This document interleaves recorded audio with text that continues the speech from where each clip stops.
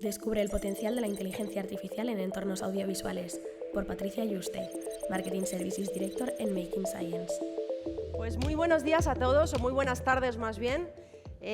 Por supuesto, primero agradecer a Marketing Directo por contar con Making Science y por contar conmigo para hablar de este tema tan interesante. Efectivamente, como os han contado, yo soy Patricia Yuste, Pati Yuste, soy la directora de todo lo que son servicios de marketing en Making Science.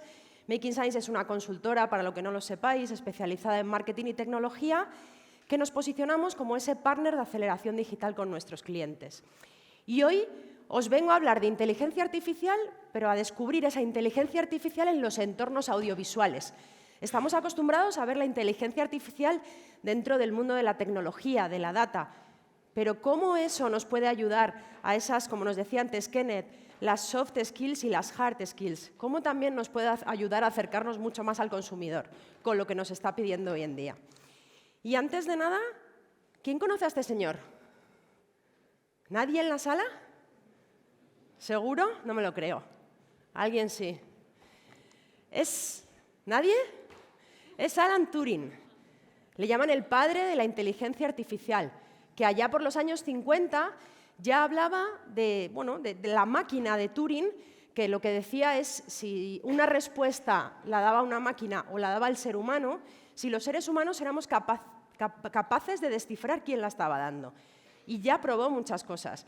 Entonces yo creo que está claro que la inteligencia artificial es una tendencia ahora, pero todos sabemos que no acaba de llegar. Lo que sí que sabemos es que pretende quedarse un largo tiempo, ¿no? Y me gustaría contaros, porque yo creo que la inteligencia artificial a veces no somos conscientes, pero la utilizamos mucho en nuestro día a día, y hoy hemos visto mucho de ello, ¿no?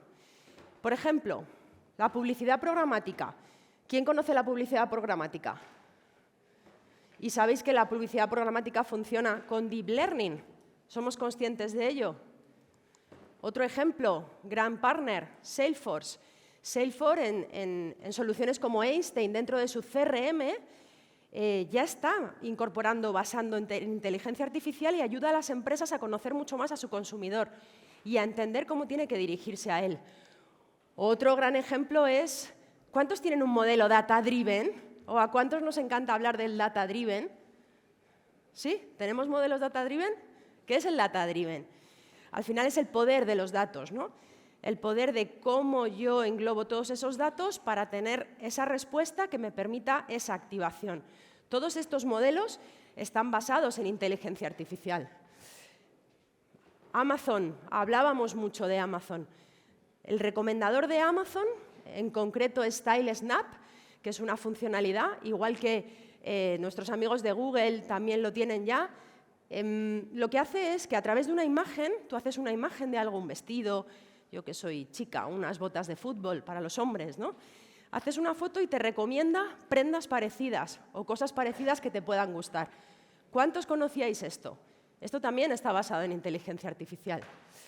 O Microsoft, que hemos tenido el placer de contar hoy con una de las personas que nos ha hablado y hemos hablado mucho de ChatGPT. Pues fijaros, todo el boom que ha tenido ChatGPT, pero no solo el boom, es que al final es un chat donde preguntamos algo y nos saca una única respuesta, como decía Javier. Pero es que esta semana van a lanzar el ChatGPT 4, que de lo que se trata es que nos forma un entorno audiovisual, una foto, un vídeo. Le podemos pedir algo. Son entornos bimodales, que lo que hacen no es solo convertir en vídeo lo que le estás pidiendo, sino incluso traducirlo a diferentes idiomas. ¿Os imagináis que yo digo, oye, quiero hacer una ponencia, que me han invitado al evento de Conectados y la quiero en francés y tenerla en cosa de un minuto? ¿Creéis que esto es posible? Dejo la pregunta ahí. O Google Cloud Speech to Text, que convierte toda esa pata de voz en texto. Todo lo que hablamos es capaz de convertirlo en texto. Qué cómodos nos vuelve la inteligencia artificial también, ¿no? ¿Y cuántos de aquí utilizan? Hemos hablado mucho del buscador de Google. ¿Cuántos utilizan el buscador de Google en sus campañas? ¿Sí? ¿Sabíais que el 80% de las pujas están basadas en inteligencia artificial? Por lo tanto, grandes partners, grandes partners tecnológicos ya llevan tiempo usando la inteligencia artificial. Incluso nosotros, en Making Science, también llevamos 6 años desarrollando producto propio que está basado en esto. Porque no es una tendencia, es algo que ya lleva tiempo y que tenemos que adaptarnos a ello. Ahora bien, os decía que os iba a hablar de inteligencia artificial y que a la vez os iba a hablar de esos entornos audiovisuales. Cuando pensamos en entornos audiovisuales, y creo que esta mañana ya hemos escuchado mucho, tenemos que pensar en el consumidor, ¿no? Porque los entornos audiovisuales, ¿cómo salen? ¿Salen porque surgen nuevas plataformas? Bueno, puede ser. Pero sale por una demanda nuestra. Cada uno de los que estamos aquí somos consumidores y buscamos ese entorno audiovisual. Buscamos un contenido efímero, fresco, que nos ayude a sintetizar, ¿no? Entonces, para también empezar con alguno de los datos, que seguro que algunos conocéis, en el mundo audiovisual, ¿sabéis que los usuarios de vídeo online sobre la población total alcanza cerca del 87%? O, por ejemplo, que hay casi 41 millones de usuarios en YouTube en España, o que más de 12 millones de hogares están suscritos a esas plataformas de vídeo on demand, o incluso el consumo diario de contenido audiovisual sobre los mayores de 18 años es de más de 6 horas diario. Es una pasada, ¿no? O a mí por lo menos son datos que tampoco me sorprenden, pero sí que es verdad que te hacen abrir los ojos, ¿no? Y decir qué cantidad de tiempo estamos viendo ese tipo de contenido. Y por supuesto, esto no sé si lo tenéis claro, pero esto ya son cifras mayores. 1 billón de horas de vídeo de YouTube al día. Es una salvajada. ¿Quién ha visto hoy YouTube desde esta mañana que se ha levantado a hoy? Pocos me parece, ¿eh? Me estáis engañando. Entonces, bueno, si juntamos ahora este entorno audiovisual con esto que os estoy contando, lo que vemos es que el consumidor pasa de ser un espectador a ser un protagonista. Él elige qué contenido quiere ver, él elige cómo de rápido y el tiempo que le dedica a ese consumo y además dónde verlo, ¿no? En ese sentido. Y busca encima personalización. Todos somos consumidores. A todos nos encanta que nos enseñen lo que queremos ver y no que nos cuenten cualquier otro rollo, ¿no? Pero todos tenemos la agenda llena, todos tenemos muy poco tiempo. Entonces buscamos ese contenido que sea dinámico, interactivo, fresco. Al final, que sea ese entorno audiovisual. Pues bien, yo os vengo a hacer un poco ese cruce de palabras, ¿no? Estamos hablando de artificial, estamos hablando de audiovisual. ¿Qué tal si le ponemos el intelligence a ambas? ¿Y qué tal si ambas trabajan de la misma manera? Este es el reto que tenemos las grandes marcas frente a los grandes consumidores y las grandes agencias y consultoras para ayudar a nuestros grandes partners. Y os voy a sacar ejemplos. Dentro de inteligencia artificial, el mundo audiovisual lo llaman Generative Artificial Intelligence. Esto es un ejemplo. No sé si alguien lo ha visto. ¿A alguien le suena este presentador? Este es un presentador. Se llama Hyperia y es un programa que RTV junto con Radio 3, creo que ya van, no sé si ha salido o sale esta semana el segundo capítulo, han creado al personaje tanto el guión, la edición del programa, como la voz y el propio personaje basado en inteligencia artificial. Y se trata de llegar a los jóvenes a través de la cultura y, por ejemplo, música, o sea, todo lo que están buscando en el día de hoy, pero funciona solo, funciona con toda esa retroalimentación de datos. Entonces, ya hay cosas que están pasando entre la inteligencia artificial y el entorno audiovisual. Otro ejemplo, no sé si el Festival de Málaga. El Festival de Málaga, que además, si no me equivoco, empieza esta semana. Pues en el Festival de Málaga lo que han propuesto es hacer como una especie de hackathon donde cada uno, con el lema de Málaga y el amor en tiempos de inteligencia artificial, tiene que ir con una ponencia, con una prueba, con una tecnología desarrollada, que todo esté basado en inteligencia artificial. Atención, Festival de Málaga, inteligencia artificial, mundo audiovisual. Son cosas que ya están ocurriendo, son cosas que están ocurriendo hoy. Y ahora os cuento pues, cosas también más terrenales, que también hemos hecho nosotros desde Making Science, por ejemplo, ¿no? Con grandes marcas como Riu Hoteles Riu, donde apostó, además, en estos últimos 3 años, que justo hoy decían en la radio que hacía 3 años que nos mandaron a todos a casa, ¿no? Y apostó, gracias a la tecnología que desarrollamos en Making Science de Gauss Smart Advertising, que lo que hacía era generar la demanda para después impactarla. No solo impactar a esa demanda que busca un hotel, sino esto era en un estado en Estados Unidos, y lo que hicimos es, a través de contenido audiovisual vivo, Discovery, YouTube, contenidos de Google que conoceréis, generamos una serie de demanda que después fuimos recogiendo con la tecnología de Smart Advertising de Gauss, que lo que nos permitió es darle valor a realmente ese usuario que tenía más potencial. Ya se ha hecho esto, ¿no? Entonces yo, si me permitís, ¿cuál creo que son los principales usos de la inteligencia artificial en las estrategias audiovisuales? Pues bien, el primero de ellos es entender al usuario, nos va a ayudar a entender a más usuarios, nos ayuda a esa escala y nos ayuda a hacer una personalización para que también nos permita llegar de forma más adecuada a cada uno de ellos. En segundo lugar, la creatividad. O sea, la creatividad es fundamental. No sé si estáis de acuerdo conmigo. No podemos solo guiarnos en la tecnología sin tener un pensamiento creativo, un pensamiento no solo creativo, sino también pues que aporte algo más allá, ¿no?, de lo que nos dicen los datos. Y ese pensamiento creativo hay que hacer esa parte digital, hay que hacerla nativa digital. No podemos seguir haciendo nuestra comunicación con nuestros clientes de la misma manera. La creatividad ha evolucionado, igual que han evolucionado todos los verticales, igual que han evolucionado la tecnología, igual que nosotros tenemos que evolucionar como consumidores y como seres humanos, esto también lo ha hecho. Y tenemos que estar preparados para lo que nos pide el consumidor y para adaptarnos a todo tipo de plataformas. Otro punto muy importante es la planificación inteligente. O sea, ahora somos capaces de, con toda esa información que recogemos a través de inteligencia artificial, somos capaces de pintar una planificación acorde a lo que necesita nuestro producto y a lo que necesita nuestro consumidor. Ya no tenemos que pensar tanto qué medio vamos este mes o vamos el mes que viene, sino dónde está ese consumidor y cómo le impactamos. Y por último, esto yo creo que nos lo piden a todos, ¿no? Da igual dónde estemos, si en grandes clientes, si en agencias, si en consultoras, si en empresas de tecnología. Trabajar en eficiencia y en optimización. A esto nos va a ayudar la inteligencia artificial. Y, por supuesto, todo ello en un entorno creativo y de media, donde, como os digo, tenemos que entender, tenemos que crear, tenemos que planificar y tenemos que activar. Todo ello con la inteligencia artificial como base. Pues bien, ¿qué pasa con las personas?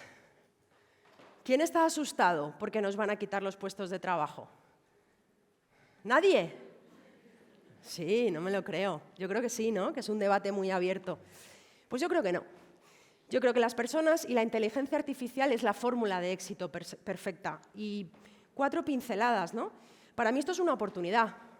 Lo hemos visto antes con Kenneth. Van a surgir millones de posiciones nuevas que hoy en día todavía no existen. Y esa es nuestra oportunidad. Lo que tenemos es que ser flexibles, que adaptarnos y que reinventarnos de forma continua.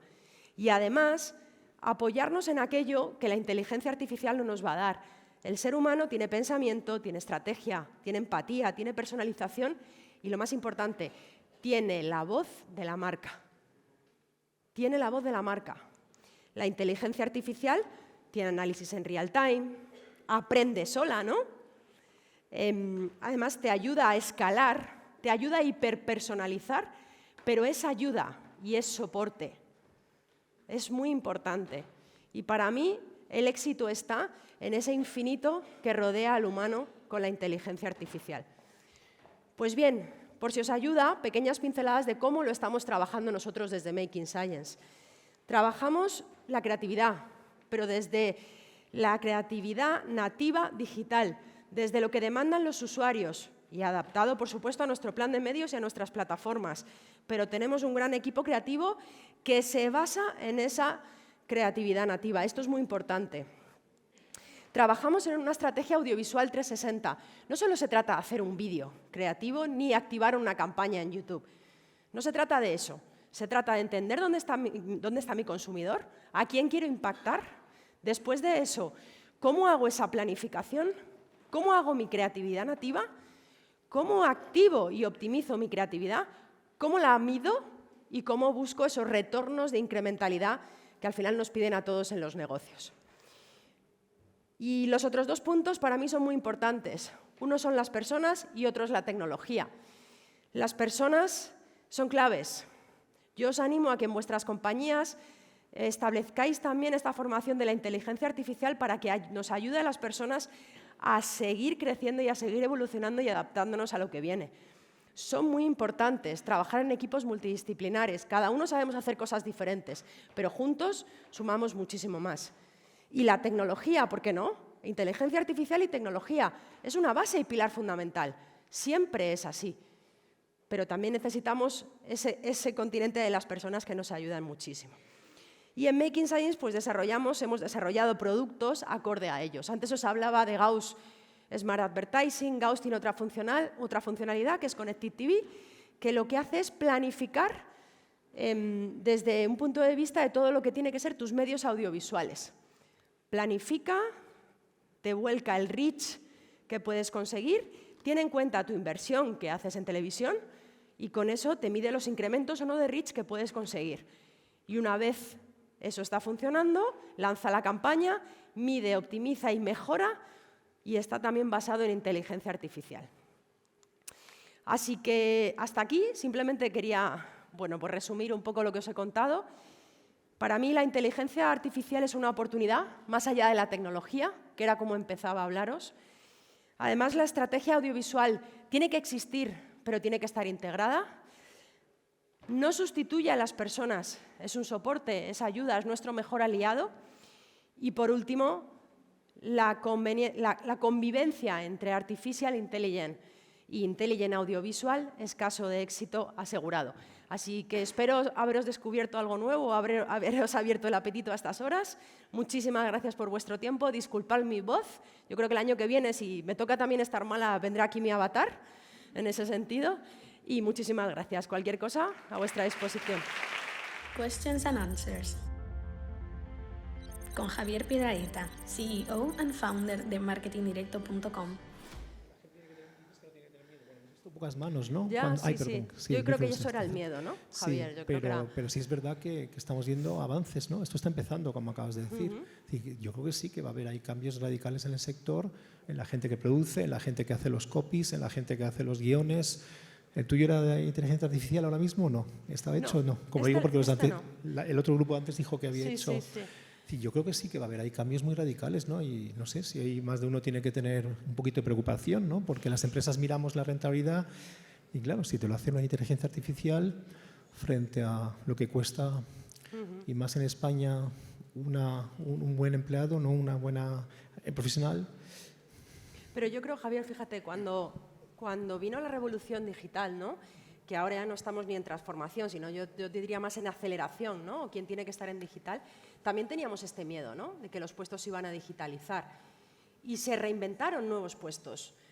No fue tampoco un ataque masivo. Es verdad que otros puestos se acabaron, pero yo creo que en la vida, y también esto ya me vuelve un poco ética, ¿no? Pero en la vida tú tienes que afrontar las cosas de una manera o de otra, ¿no? Está la forma de afrontarlas frente al miedo, pero al final el miedo te quita poder y el miedo te quita visibilidad de lo que está más allá, ¿no? Entonces tenemos que afrontarlo de una manera de adaptación.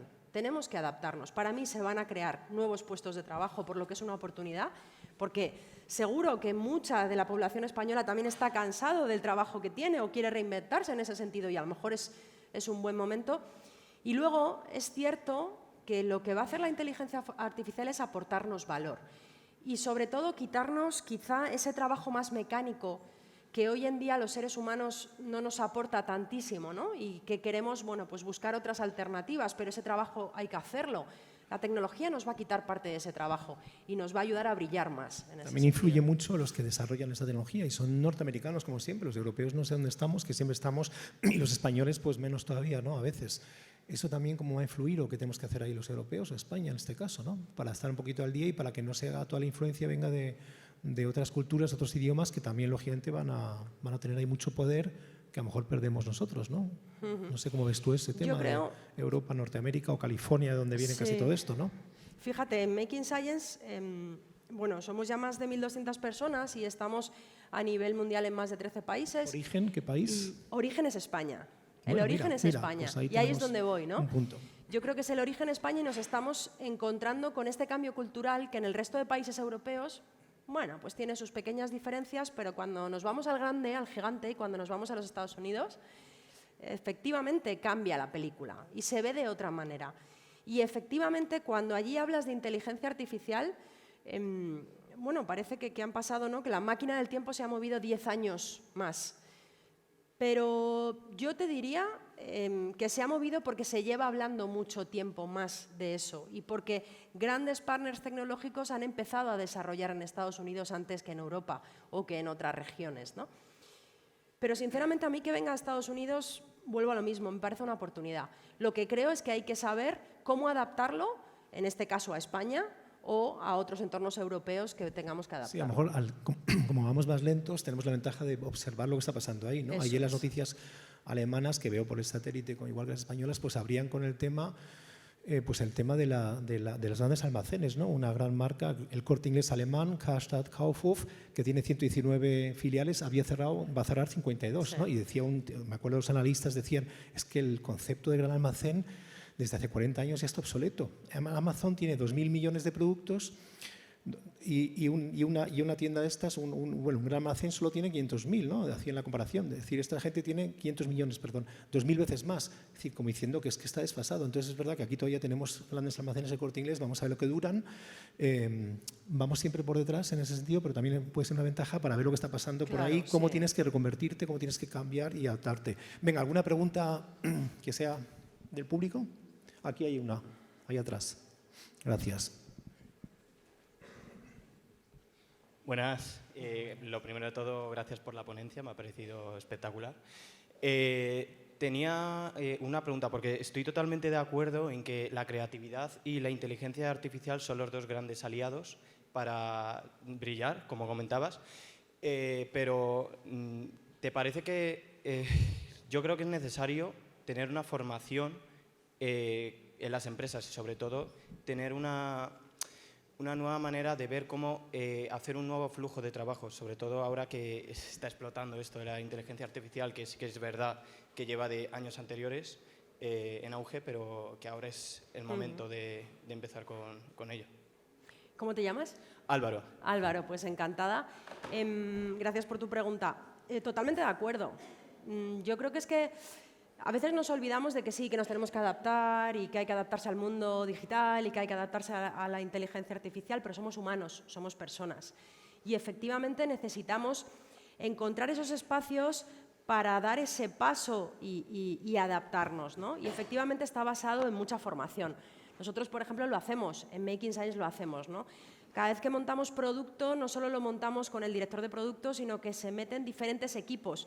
Se mete creatividad, se mete ingeniería, se mete advertising, ¿no? Se meten diferentes equipos multidisciplinares para aprender cómo vamos a desarrollar ese producto de inteligencia artificial.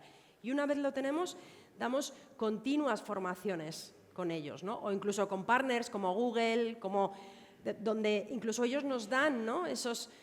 Nos muestran hacia dónde va esa inteligencia artificial y cómo tenemos que hacerlo. Pero lo más importante es formación y es también aplicación. Es decir, tenemos que ser conscientes de que, como decía, ¿no? Que la inteligencia artificial la estamos usando todos y tenemos que ser conscientes de eso, ¿no? Entonces, efectivamente tenemos que formarnos y las grandes compañías tienen que formar a sus empleados en ello y también tenemos que buscar aplicaciones, que a veces lo vemos como algo muy lejano y no es tan lejano.